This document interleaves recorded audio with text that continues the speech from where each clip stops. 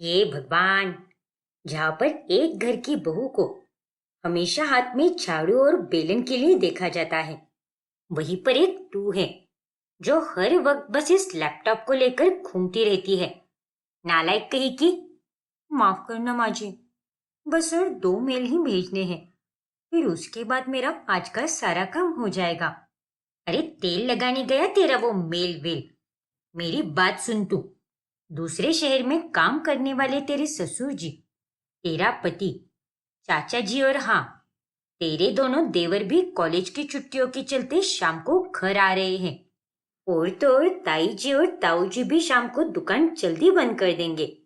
तो पूरा परिवार आज साथ आने वाला है, इसीलिए तुझे ढेर सारा खाना बनाना होगा। क्या? इतना चौंकने की कोई जरूरत नहीं है। अब एक घर की बहू बनी है तो इतना सब तो करना ही पड़ेगा ना। बहुत लव मैरिज करने का भूत सवार जो था, तो भुगतो अब। लेकिन माँ जी, मैं अकेले इतनी बड़ी जॉइंट फैमिली का खाना कैसे बना पाऊंगी? और शाम होने में तो बस 1 घंटा ही बचा है। तो क्या करेगी और कैसे करेगी ये सब मैं नहीं जानती, क्योंकि ये तेरा सर दर्द है। इसलिए मुझे कोई दिक्कत नहीं चाहिए। सारा काम सही से हो जाना चाहिए।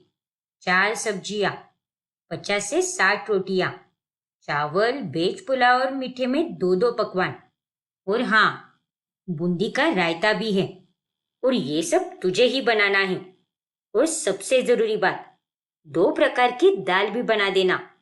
अपनी सास की ये बातें सुनकर रोशनी अपना सिर पकड़ लेती है। वही सुमित्रा और उसकी बेटी तनु ये सब देखकर बहुत खुश होती हैं। वर्क फ्रॉम होम के कारण मैं कोई भी काम सही से नहीं कर पा रही हूँ, और माँ जी ने तो मुझे कितना कुछ बनाने के लिए कह दिया। पता नहीं मैं अकेले ये सब कैसे मैनेज कर पाऊंगी। रोशनी अकेले ही सारा खाना बनाने लग जाती है, पर रात के 9:30-10 बजने तक भी सारा खाना नहीं बन पाता। ये आप क्या कर रही हो भाभी? बाहर हॉल में पूरा परिवार आपका इंतजार कर रहा है। पापा और मेरे तीनों भैया भी कितने टाइम के बाद घर आए हैं। तो आपको जल्दी जल्दी में हाथ चलाने में कोई दिक्कत है क्या? देखो तनु, मेरे सिर्फ 2 ही हाथ हैं, तो मैं अकेली भला क्या क्या करूंगी? इतने कम समय में 15 से 20 लोगों का खाना बनाना बहुत मुश्किल है। कोई मुश्किल नहीं है भाभी, अगर मन में ठान लो तो सब मुमकिन है। अच्छा, अगर इतना ही मुमकिन है तो आ जाओ और मेरी थोड़ी मदद कर दो। भला मैं क्यों आऊं? माँ ने मुझे ये सब करने के लिए बिल्कुल नहीं कहा है, इसलिए मैं ये काम बिल्कुल नहीं करूंगी। क्यों? क्या हुआ? अरे भाग क्यों रही हो? खाना काफी लेट बनने के कारण सुमित्रा बाद में रोशनी को खूब सुनाती है। क्यों रे नालायक, ऑफिस का काम तो एकदम झटपट कर देती है, लेकिन इस रसोई का काम करने में तुझे मौत आ जाती है क्या? ऐसा कुछ भी नहीं है माँ जी। कल मैंने पहली बार इतने सारे लोगों का खाना बनाया था, इसीलिए आज मुझे देरी हो गई। वैसे भी मुझे पूरा खाना बनाना नहीं आता, बहुत ध्यान से देख देख कर बनाती हूँ मैं, और इसीलिए मुझे थोड़ा एक्स्ट्रा टाइम लगता है। अरे इसीलिए तो कह रही थी मैं सबसे कि मुझे अपने सोहम के लिए एक गांव की बहू ही चाहिए, जो घर गृहस्थी को कैसे संभालना है वो जानती हो, और जो फटाफट जॉइंट फैमिली का खाना बनाना जानती हो।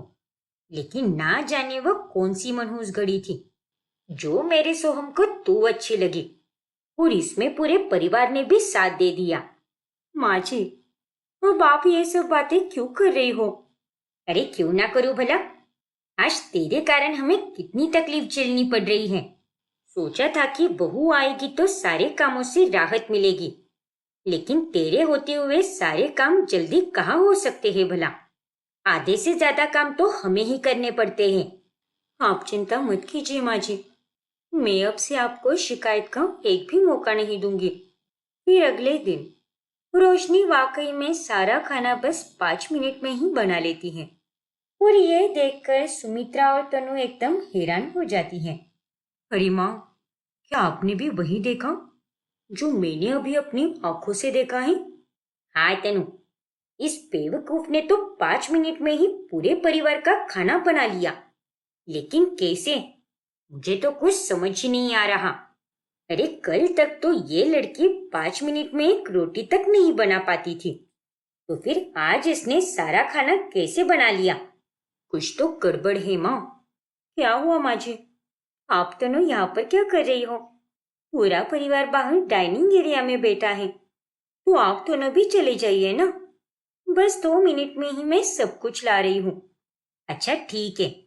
अब रोशनी ना तो सिर्फ खाना बल्कि हर एक काम फटाफट किया करती है, और उसकी ये तेजी देखकर सास और ननन बस देखती ही रह जाती हैं। ये तो गजब ही हो रहा है तनु। मेरे पास इसकी एक ही कमजोरी थी, इसका ढीला काम करना, जिस कारण मैं इसे घर से बाहर निकालने के बारे में सोच रही थी। लेकिन अब ये तो ना सिर्फ खाना बनाती है बल्कि हर एक काम यूं मिनटों में कर लेती है। हाँ माँ, लगता है इसके पास कोई जादुई शक्ति आ चुकी है, या फिर इसका कोई और ही राज है। एक काम करते हैं, आज जब भी रसोई में खाना बनाएगी तब हम दोनों झांक कर देखेंगे, देखते हैं कि आखिर क्या सच्चाई है। हाँ, यही करते हैं। फिर जब वो दोनों रसोई में झांकते हैं तभी, ओ तेरी, ये सब क्या हो रहा है माँ? ये तो कुछ भी नहीं कर रहे, फिर भी अपने आप सब कुछ तैयार हो रहा है, मानो जैसे कोई अद्भुत शक्ति इसकी मदद कर रही हो। हाँ बेटा, तेरा अनुमान बिल्कुल सही है। मुझे भी ऐसे ही लग रहा है। अगर हम इसे सामने से पूछेंगे तो ये हमें कुछ भी नहीं बताएगी। तो अच्छा तो यही रहेगा कि हम खुद ही बाहर से किसी बाबा से पता लगा ले। फिर सुमित्रा और तनु एक बाबा के पास जाकर सारी बात बताती हैं। तुम्हारी बहू के पास कोई मायावी शक्ति आ चुकी है, जिसके चलते वो ये सब कर पा रही है। क्या? हाँ, लेकिन वो तो एक पढ़ी लिखी लड़की है, तो फिर उसके पास कोई मायावी शक्ति कैसे आ सकती है भला? वो तो इन सब बातों को मानती भी नहीं होगी। मुझे तो कुछ समझ ही नहीं आ रहा। वो सब कुछ मानती है, और पढ़ी लिखी होकर भी उसके पास शक्तियां आ चुकी हैं। वो काफी रहस्यमय है। तुम्हारी बहू को एक वरदान मिला है। देखिए बाबा जी, मैं चाहती हूँ कि उससे ये वरदान छीन जाए और वो फिर से पहले जैसे मुश्किल में पड़े। जो काम अब वो 5 मिनट में करती है, वो उस काम के लिए 5 घंटे लगाए, ताकि मैं उसे डांट सकूं और फिर डांट डांट कर उसे अपनी बेटे की जिंदगी से बाहर निकाल सकूं। ठीक है, लेकिन इस काम को पूरा करने के लिए ढेर सारे पैसे लगेंगे। ये रहा मेरा स्कैनर, इस पर 5,000 रुपये जीपे कर दो। फिर उसके बाद ही मैं इस दुविधा का तोड़ बताऊंगा। ठीक है बाबा जी, मैं अभी आपको पैसे भेजती हूँ। मेरे खाते में पैसे आ गए हैं। ये लो, ये बबू थे। आबरा का डाबरा गिली गिली छू, ये मंत्र बोलकर ये बबूत अपनी रसोई में फूकना।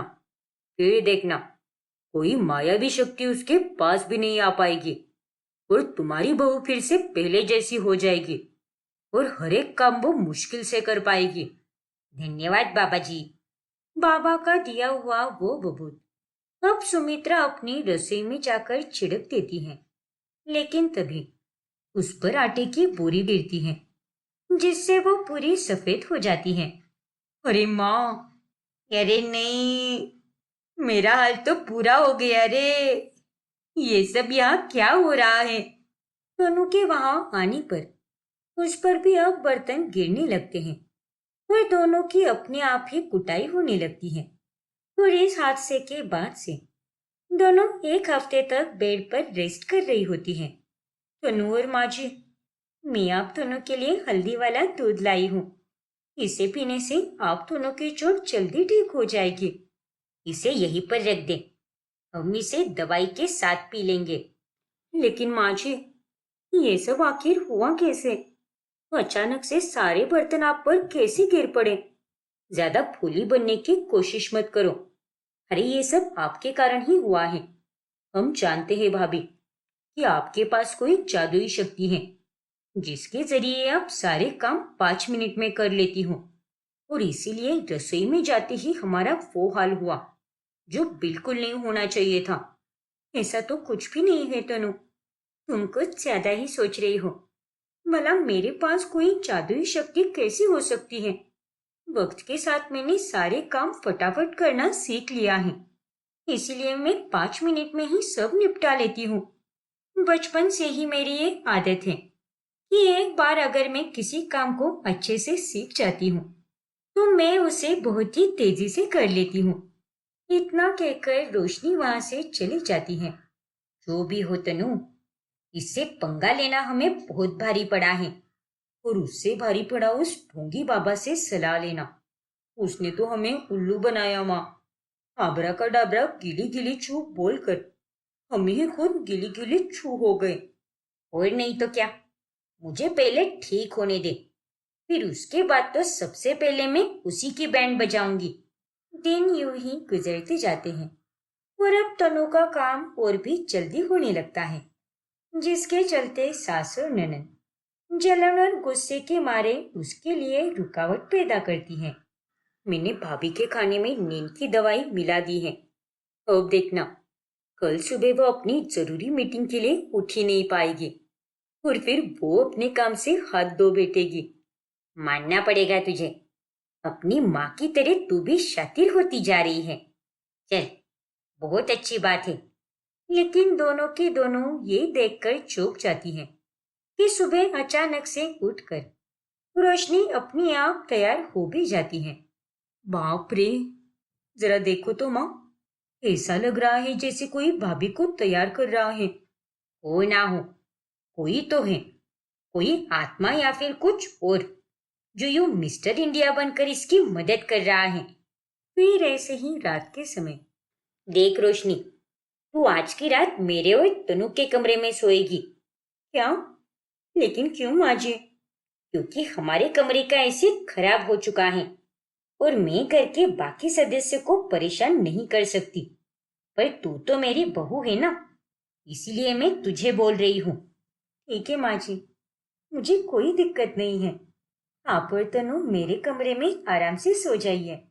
हाँ हाँ, वो तो हम दोनों सो ही जाएंगे, तुझे हमें बताने की कोई जरूरत नहीं है।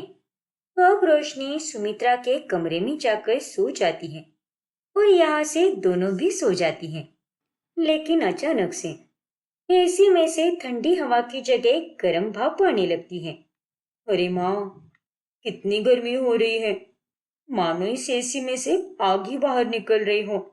बाप रे। हाँ तनु, मुझे भी बहुत जलन हो रही है। क्यों?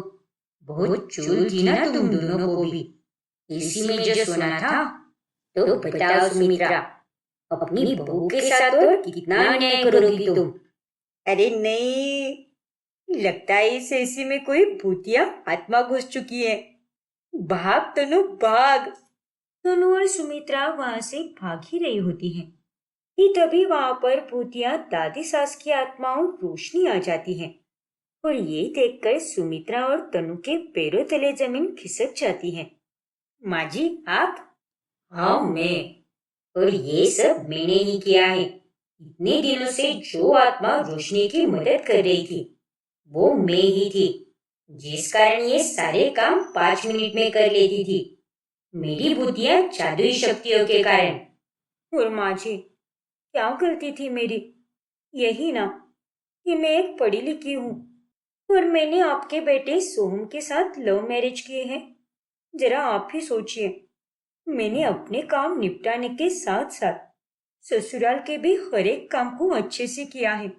आप सबको इतना प्यार और सम्मान दिया है मैंने, लेकिन फिर भी आपने अपने बारे में ही सोचा। अरे लानत है तुझ पर सुमित्रा, इस जमाने में इतनी अच्छी बहू मिलना कितना मुश्किल है, और ये बात तू अच्छे से जानती है। और रोशनी तो एक बहुत ही अच्छी लड़की है, तो इसके साथ बुरा मत कर। अरे तू तो कभी अच्छी बहू नहीं बन पाई, तो कम से कम अच्छी सास तो बन जा। मुझे माफ कर दीजिए माँ जी, अब मुझे सबक मिल चुका है। अब चाहे कुछ भी हो जाए, मैं अपनी पोता बहू के लिए हमेशा रहूंगी। इसके साथ अगर तूने फिर से गलत करने की कोशिश भी की तो मैं तेरी ऐसी बैंड बजाऊंगी कि तुझे अपनी 7 पुश्तें याद आ जाएंगी। इस तरह अंत में अपनी भूतिया सास के खौफ के चलते उस दिन के बाद से सुमित्रा रोशनी के साथ अच्छे से पेश आती है और सभी हंसी खुशी साथ मिलकर रहते हैं। श्रुति अपनी मॉडर्न सास मोना के साथ रहती है। उसका पति निहार एक बहुत ही बड़ा बिजनेसमैन होता है और बेटा ईशान सेकेंड स्टैंडर्ड में पढ़ रहा होता है। ऐसे ही एक रोज, अरे मॉम, कहाँ पर रह गई आप? जल्दी आइए ना, हमें शॉपिंग करने जाना है। अरे रुक जा श्रुति, मुझे ठीक से तैयार तो होने दे। बाप रे, क्या मॉम, आपका तैयार होना तो कभी भी खत्म ही नहीं होता। क्या है ये सब? अरे क्रीम लगा रही थी। देखा ना बाहर कितनी गर्मी है। ये देख, मैंने ये ब्रांडेड सनग्लासेस भी मंगाए हैं। जब आपको पता है कि बाहर इतनी गर्मी है तो आप कुछ और पहनती ना। ये छोटे कपड़े पहनने की कोई जरूरत नहीं थी। अरे ये कोई छोटे कपड़े नहीं बल्कि मॉडर्न कपड़े हैं। You get that? और रही बात अपने आप को कवर करने की, तो इसीलिए मैं ये क्रीम लगा रही हूँ ताकि मेरी ये सेक्सी बॉडी टैन ना हो जाए। समझी कि नहीं? ओह गॉड मॉम, आप भी ना बिल्कुल किसी 21-22 साल की लड़की की तरह हो। हाँ तो तूने मुझे कितनी साल की समझ के रखा है? मैं तो 21 साल की ही हूँ। अच्छा ठीक है मॉम, आप 21 साल की ही हो। खुश ना? अच्छा चल, ड्राइवर को बोल देना कि वो गाड़ी को गेट के पास छाव में ही रोक दे। हाँ मॉम, वो बस आ ही रहा है। और वो कुलदीप को भी बोल दे कि वो हमारा सारा सामान डिक्की में रख दे। और हाँ, मेरा वो पेरिस से मंगवाया हुआ छाता वो भी लेने को बोल दे, क्योंकि मैं तो हर जगह पर छाता लेकर ही घूमूंगी। कुलजीत पकड़ेगा और मैं चलूंगी। हाँ मॉम, आप चिंता मत कीजिए, मैंने सब बोल दिया है। बस आपके आने की ही देरी थी, पर अब आप आ गई हो ना, तो चलिए जल्दी निकलते हैं। अरे वाह, तूने तो सारी तैयारियां मेरे कहने के पहले ही कर दी। हे भगवान, इस पुड़िया की नखरों से तो मैं परेशान हो गई हूँ। उससे अच्छा तो ये होता अगर मुझे कोई कवायसासी मिल जाती। इसकी ये मॉडर्न हरकतों को देख देख कर मेरा दिमाग तो काम करना ही बंद कर देता है। कितने नखरे होते हैं इसके। मोना बहुत नखरेली होती है। फिर एक दिन अचानक से उन लोगों का गांव जाने का प्लान बनता है। ईशान को भी गर्मियों की छुट्टियां मिलने वाली है और ये कभी भी गांव गया ही नहीं है। जब 1 साल का था तभी पूजा के लिए गया था बस। इसीलिए मैं ये चाहता हूँ कि हम चारों गांव जाकर वहां कुछ दिनों के लिए रह जाए और खूब एंजॉय करें। Great idea. मैं तो कभी भी गांव में ज्यादा रुकी ही नहीं हूँ। एक दिन जाकर वापस लौट आई हूँ बस। जब तेरे पापा गांव जाते थे तब मुझे यहीं पर रुकना पड़ता था, क्योंकि तेरी स्कूल चलती थी ना। पर अब जब मैं सारी जिम्मेदारियों से आजाद हो चुकी हूँ तो मैं गांव घूमने जरूर जाऊंगी। अरे क्या मोम, आप भी, आपसे तो यहाँ शहर की ही गर्मी सहन नहीं होती, तो वहां गांव जाकर आपका क्या हाल होगा? अरे कुछ नहीं होगा, मैं वहां पर भी अपनी स्वैग से सबको दीवाना कर दूंगी। वो गांव है मॉम, वहां पर तो आप टिक ही नहीं पाओगी। तू मुझे चैलेंज मत कर।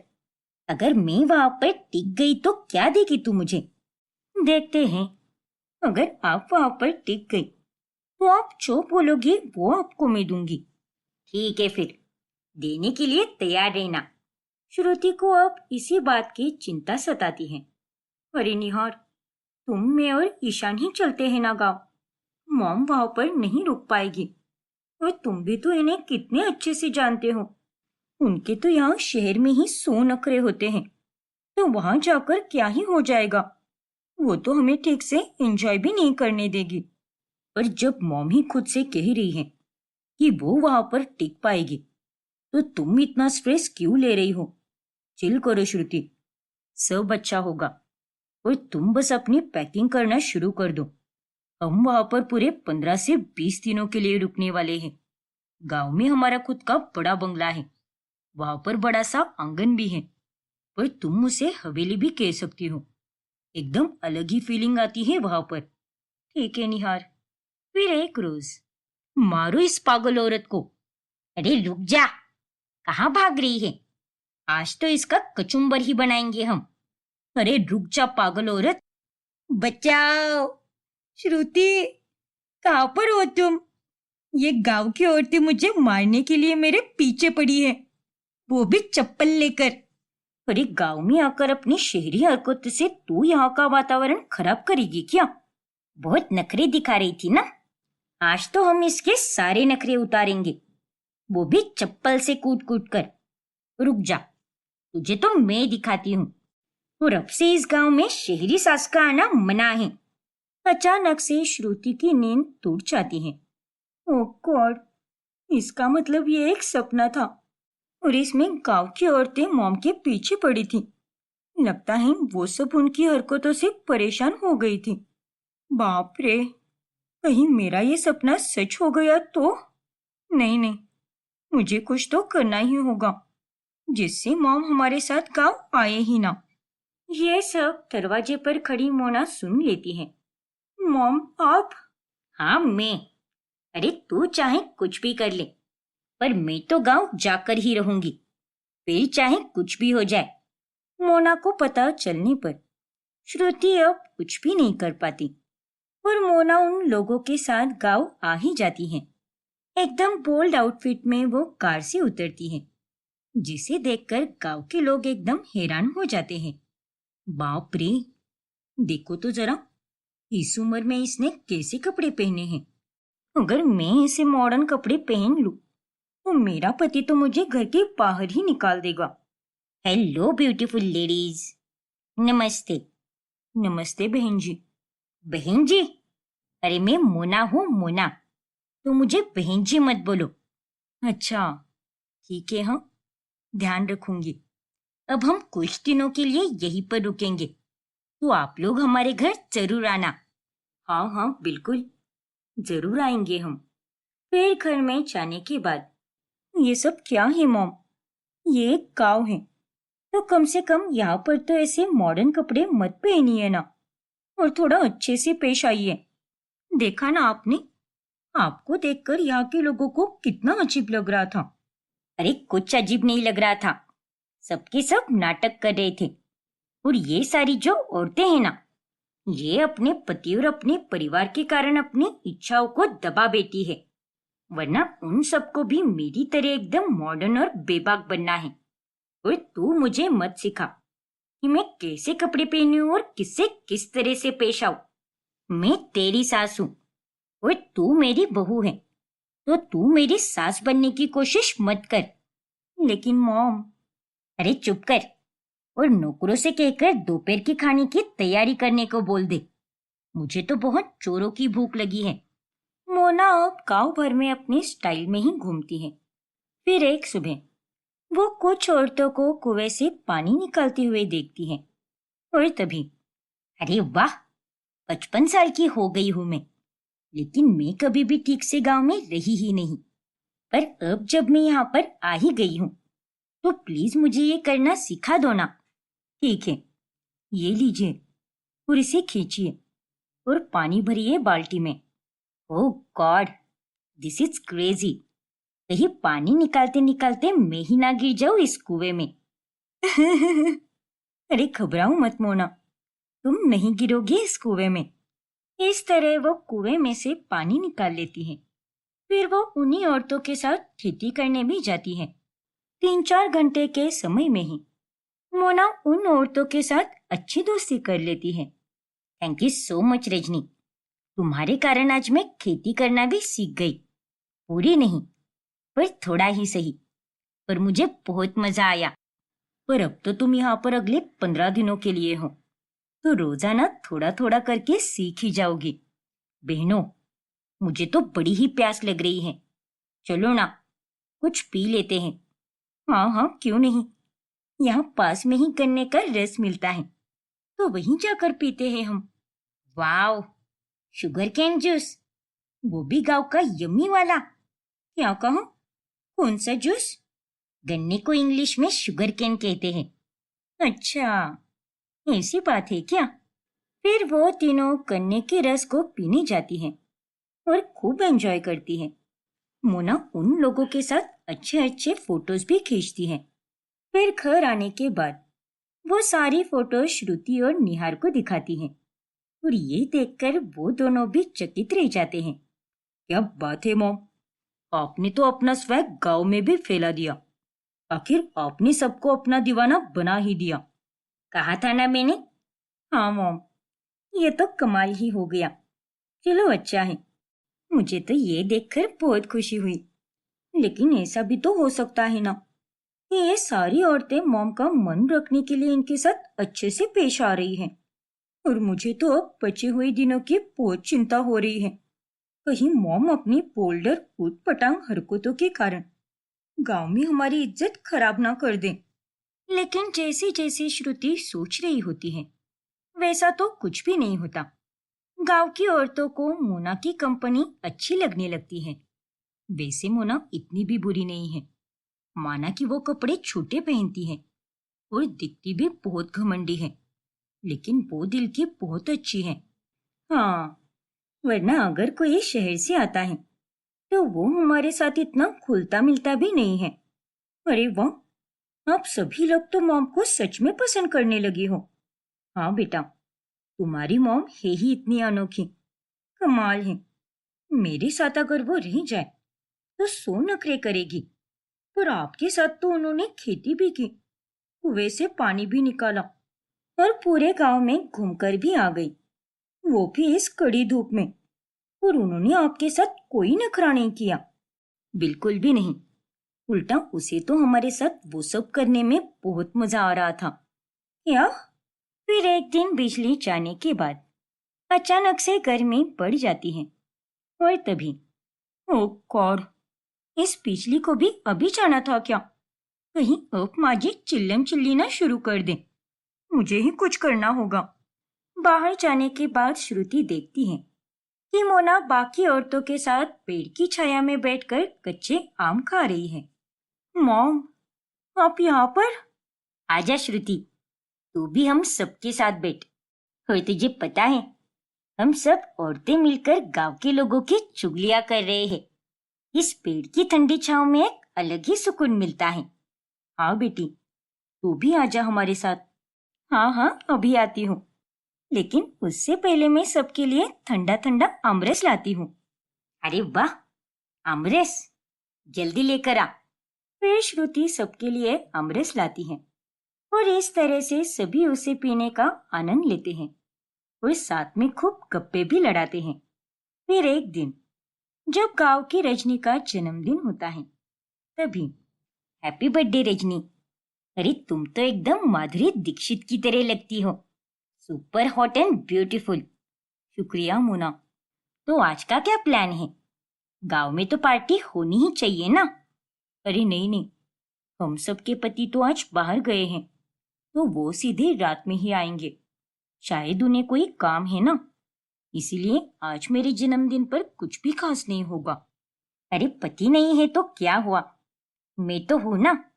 मैं आज तुम सबका मेकओवर करूंगी और तुम सभी मेरी तरह मॉडर्न कपड़े पहनना।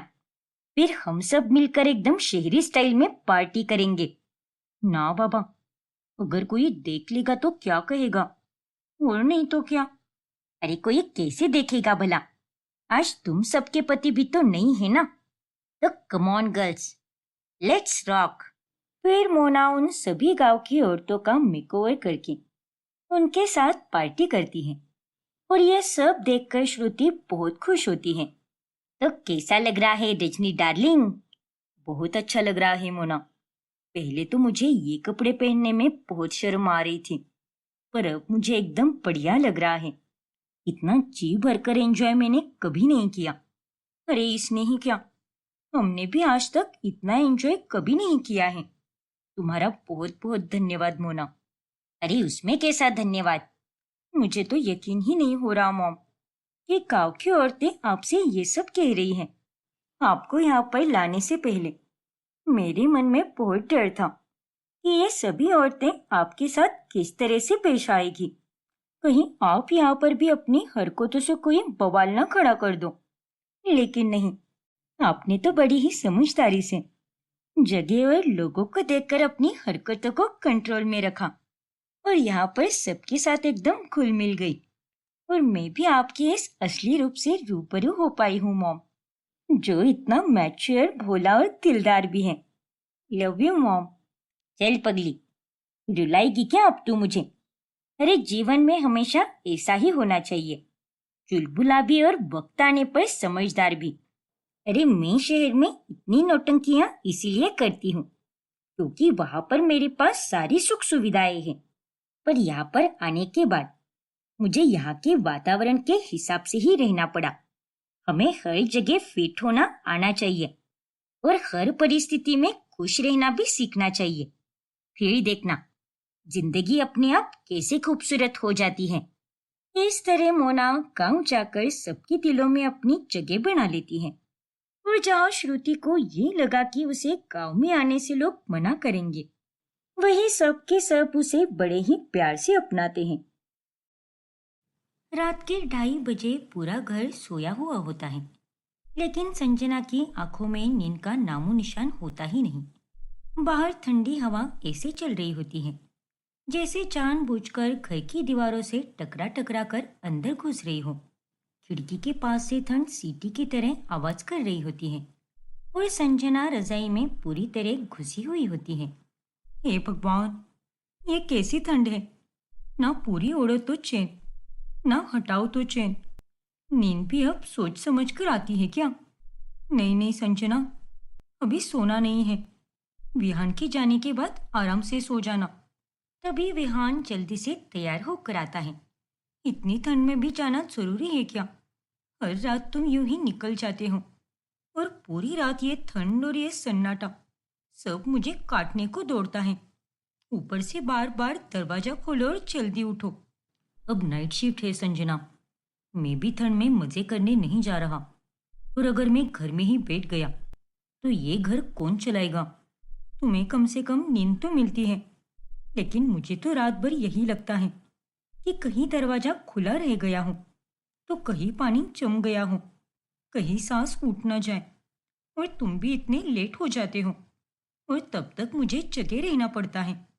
सुबह भी जल्दी उठना पड़ता है। ठंड में जितनी नींद मिल जाए उतनी कम लगती है और मेरी नींद पूरी हो ही नहीं रही। तुम कुछ ज्यादा ही सोचती हो। ठंड दिमाग में घुस गई है तुम्हारे। अरे अब ठंड की वजह से कोई काम छोड़कर घर में बैठेगा क्या? अरे जब ठंड हाथों में सुई की तरह चुभ रही हो तब मैं क्या करूं? सोचना बंद कर दूं क्या? अच्छा बाबा ठीक है, अब तो मैं जा रहा हूं ना, तो तुम आराम से सो जाना। अब चलो पहले दरवाजा बंद कर लो। विहान दरवाजा खोलता है और बाहर की बर्फीली हवा से संजना कांपने लगती है। हाय राम, सत्यानाश हो इस खून जमाने वाली ठंड का। बस जल्दी से यह दरवाजा बंद कर देती हूँ, वरना ठंड सीधे अंदर आ जाएगी। फिर दरवाजा बंद करके संजना आराम से सो जाती है और सुबह के 6 बजे ही संजना की सास उसे चिल्ला चिल्ला कर उठाने लगती है। अरे संजना बहू, जरा मेरे लिए गर्मा गर्म अदरक वाली चाय बना दे। माँ जी, थोड़ी देर बाद में बना देती हूँ ना, मुझे अभी बहुत नींद आ रही है। प्लीज थोड़ा और सोने दीजिए ना। अपनी इस बेचारी बहू पर थोड़ा तो रहम कीजिए। अरे क्या तू भी बहू, सुबह हो गई है, थोड़ी तो फुर्ती दिखा। और तू एक ही नहीं है जिसे इतनी ठंड लगती है, सबको ठंड लगती है। चल, पानी भी गर्म हो गया है, जाकर नहा ले पहले, वरना मुझसे बुरा और कोई नहीं होगा। प्लीज माँ जी। देख बहू, मुझे ऐसे फालतू में बहस करने वाले लोग बिल्कुल नहीं पसंद। अरे काम तो करना ही है ना, तो अभी कर या बाद में कर, उससे क्या फर्क पड़ेगा। अब चल, जल्दी से उठ जा। इतना बोलकर कमला वहां से चली जाती है और संजना कांपते हुए अपने कंबल से बाहर निकलती है। जाओ तो कहाँ जाओ, नींद के लिए भी अब घर बदलना पड़ेगा क्या? जैसे तैसे संजना उठ जाती है। 10 बज जाते हैं, लेकिन धूप अभी तक आई नहीं होती है और रसोई में तो ठंड और भी ज्यादा होती है।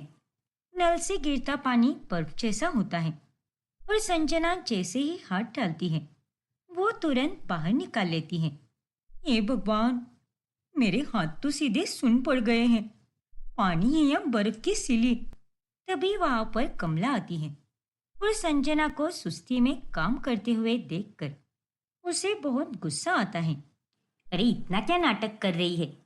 पानी ही तो है। क्या अब्बी माँ जी, रात भर मेरी नींद पूरी ही नहीं हुई, ऊपर से ये ठंडा पानी। नींद? अरे शादी के बाद नींद आराम से नहीं आती, आदत डाल लो। और वैसे भी घर में इतना काम होता है, तो जल्दी से वो सारे काम खत्म करो और फिर आराम से सो जाना। थोड़ी ना तुझे कोई रोक रहा है। आदत, हर बात की आदत।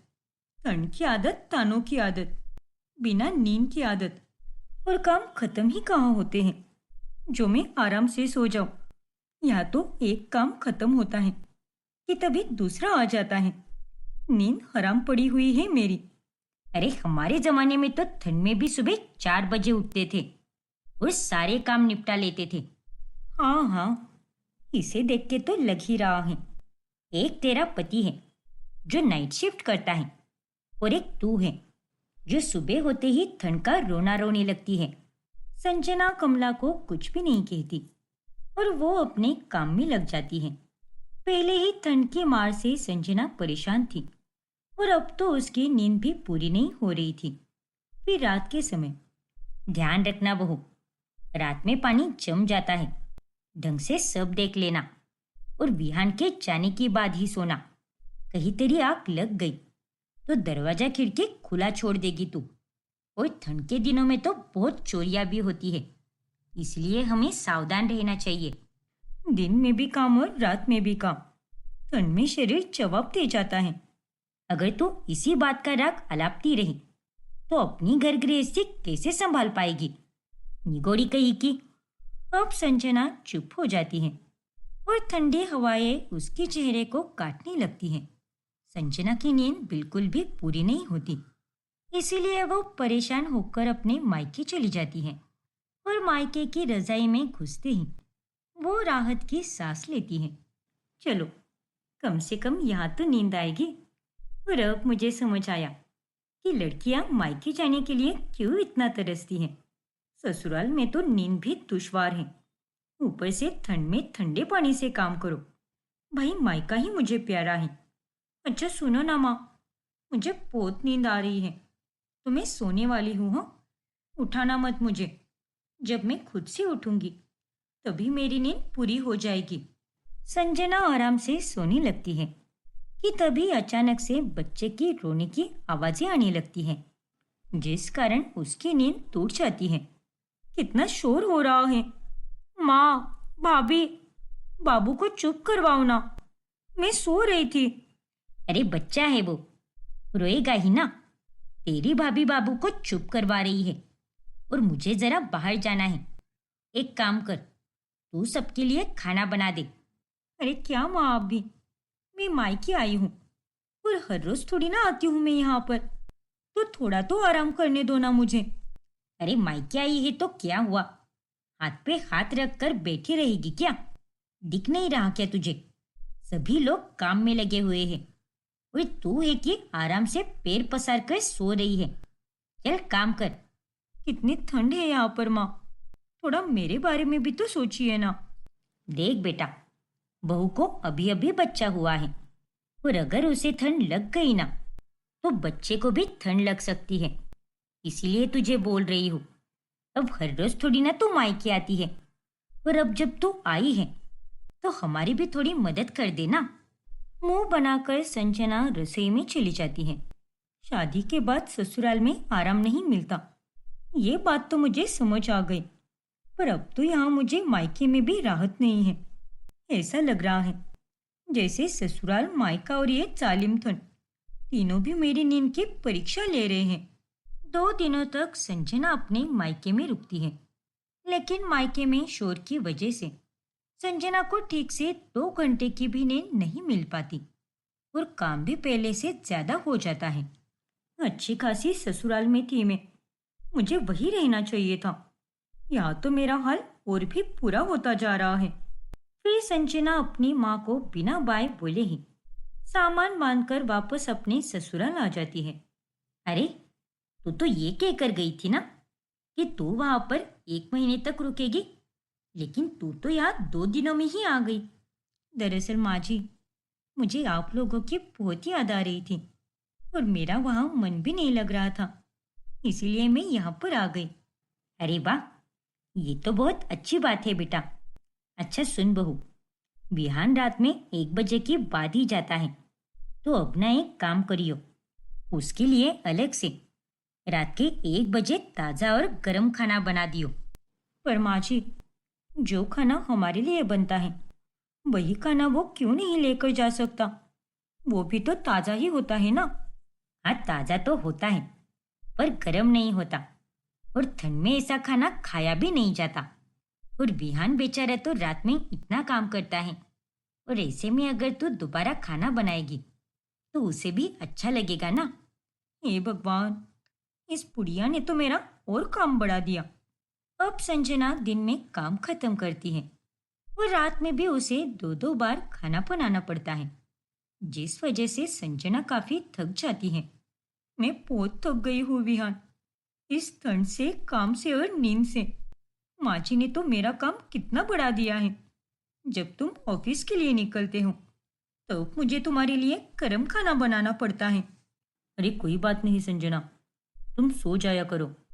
नहीं ना, सो ही तो नहीं सकती मैं, वरना माँ जी गुस्से में गरम तवे की तरह तपने लग जाएगी। अरे सच में बाबा, तुम मेरी चिंता मत करो।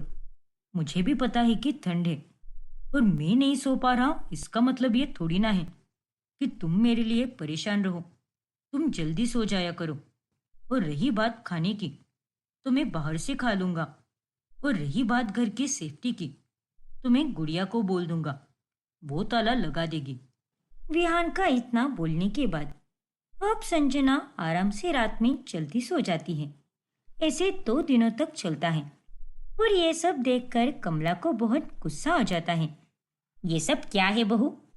अरे मेरा बेचारा बेटा रात में नौकरी करता है, उसकी आंखों के नीचे काले घेरे हो गई है, और तुझे अपनी नींद से फुर्सत ही नहीं मिलती। पर माँ जी, विहान ने ही मुझसे कहा था कि मैं रात में जल्दी सो सकती हूँ, वो खाना बाहर से खा लेगा। अरे उसने कहा और तूने मान भी लिया। तुझे खुद नहीं दिखता क्या? तू अपने पति का खान पान भी नहीं देख सकती क्या? हे भगवान, पता नहीं कैसी बहू मिली है मुझे। अपनी नींद पूरी करने के लिए पति को भूखे पेट काम पर भेज रही है। कमला की ये बातें सुनकर संजना को बहुत बुरा लगता है, पर वो कुछ भी नहीं बोलती। हे भगवान, ये मैं कहाँ फंस गई हूँ? बार बार आप मेरी परीक्षा क्यों ले रहे हो? मुझे इस तरह परेशान देखकर आपको अच्छा लग रहा है क्या? बार बार काम करके और ठंड की वजह से संजना वापस अपने मायके चली जाती है। अच्छा हुआ जो तू आ गई बेटा। तेरी भाभी मायके गई है और यहाँ पर लेबर काम कर रहे हैं, और सारे बर्तन गंदे भी पड़े हैं, तो उसे धोकर चाय बना दे सबके लिए। ये सब क्या चल रहा है माँ? कौन से लेबर? दरअसल बेटा, घर में रिनोवेशन का काम हो रहा है, और बहू भी नहीं है। अब बाबू को इस माहौल में तो नहीं रख सकते ना, इसीलिए वो मायके चली गई है। चल बेटा, थोड़ा जल्दी कर। हाँ, चाय नहीं मिली तो काम शुरू नहीं होगा। फिर संजना जल्दी से चाय बनाती है, और रात के समय सब खाना खाकर सो जाते हैं। सुबह तक संजना सो ही रही होती है कि तभी घंटा गाड़ी की आवाज से संजना की नींद टूट जाती है। ये कैसी आवाज है माँ? ये तो कूड़े वाले की गाड़ी आई है, और अच्छा हुआ जो तू जाग गई। अब जा, कूड़ा फेंक कर आ जा, वरना वो चली जाएगी। लेकिन ये गाड़ी कब से आने लगी माँ? 2 हफ्ते ही हो गए हैं बेटा। अब बातें ही करती रहेगी या जाएगी भी? और थोड़ी ही देर में लेबर भी आ जाएंगे, तो नहा धोकर तैयार हो जा। हे भगवान, यहाँ भी ठंड, शोर और नींद गायब। मेरे तो भाग ही फूटे हैं। संजना का काम और बढ़ जाता है, और ये सब करके रात के समय संजना सो ही रही होती है। तभी वहां पर सरोज आती है। अरे संजना बेटा, जरा छत से कपड़े लेकर आओ ना। क्या कहीं चैन मिलेगा मुझे? यहाँ भी आपने मुझे 2 मिनट का आराम नहीं लेने दिया है। अरे आपकी बेटी मायके आई है, लेकिन आप हो कि अपनी बेटी से ही काम करवा रही हो। हाँ तो क्या हुआ बेटा, अब इतना सारा काम है और अपने ही घर का काम है ना, और रिनोवेशन चल रहा है, तो इसमें हमारी क्या गलती है? अरे आपकी कोई गलती नहीं है, सारी की सारी गलती तो मेरी ही है। मुझे नींद लेने के लिए मायके या ससुराल में जाना ही नहीं चाहिए, बल्कि किसी ऐसी जगह जाना चाहिए जहाँ पर पूरी तरह से शांति हो, और फिर वहाँ पर कितनी भी ठंड क्यों ना हो, लेकिन मैं रजाई से बाहर निकलूँ ही ना और अपनी नींद आराम से पूरी करूँ। देख बेटा, मैं तेरी बात समझ रही हूँ, लेकिन परिवर्तन ही संसार का नियम होता है। और अगर तुझे इतनी ही दिक्कत हो रही है तो तू संन्यास ले लेना। वहां पर तुझे कोई कुछ भी नहीं कहेगा। इतना सा काम किया नहीं कि नखरे दिखा रही है। देख बेटा, मैं समझ सकती हूँ कि तेरे लिए नींद मिलना कितना जरूरी है, लेकिन अगर तू अपने सारे कामों को ठीक से करेगी तो अपनी नींद के लिए भी तू समय निकाल पाएगी। और ऐसा तो नहीं है ना कि दिन के 24 घंटे तू बस काम पे काम ही करती रहती है। जरा अपने कंफर्ट जोन से बाहर निकल और बदलाव को अपना। अगर हर चीज में दिक्कत ढूंढती रहेगी तो तेरा हमेशा यही हाल रहेगा, लेकिन अगर तू खुशी से रहेगी तब तुझे कोई दिक्कत नहीं होगी। शायद आप सही कह रही हो माँ। अब संजना जीवन जीने का तरीका और नजरिया बदल देती है और अपना जीवन खुशी से जीने लगती है।